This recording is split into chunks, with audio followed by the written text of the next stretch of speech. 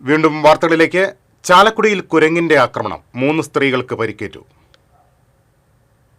വെട്ടുകടവ് പാലത്തിന് സമീപത്തെ പുഴയോരം സ്ട്രീറ്റിൽ ചിറയത്ത് മുണ്ടൻമാണി ആഗസ്തിയുടെ ഭാര്യ മോളി, പരിയാരം കുറ്റിക്കാട് മണിയാടൻ വീട്ടിൽ കുട്ടപ്പന്റെ ഭാര്യ ഗിരിജ എന്നിവർക്കാണ് പരിക്കേറ്റത്. വീട്ടുപറമ്പിൽ ജോലി ചെയ്തുകൊണ്ടിരുന്ന മോളിയുടെ പിൻഭാഗത്ത് ചാടിക്കയറിയ കുരങ്ങ് മുതുകിൽ മാരകമായി മാന്തി പരിക്കേൽപ്പിച്ചു.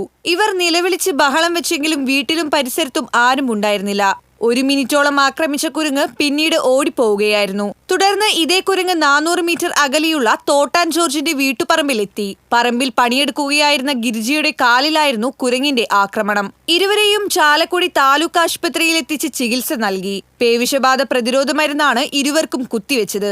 വിവരമറിഞ്ഞ് വനം വകുപ്പിന്റെ ചാലക്കുടി മൊബൈൽ സ്ക്വാഡിൽ നിന്നും ഉദ്യോഗസ്ഥരെത്തി പരിസരത്ത് പരിശോധന നടത്തി. വന്യജീവി ആക്രമണത്തിൽ പരിക്കേൽക്കുന്നവർക്കുള്ള നഷ്ടപരിഹാരം ഇരുവർക്കും നൽകുമെന്ന് ഉദ്യോഗസ്ഥർ പറഞ്ഞു.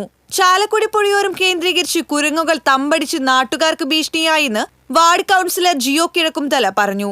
സംഭവത്തോടെ വെട്ടുകടവ് പ്രദേശത്തെ നാട്ടുകാർ ഭീതിയിലായി. കുരങ്ങുകൾ രണ്ടുപേരെ ആക്രമിക്കുന്ന ഒരു സാഹചര്യം ഉണ്ടായി.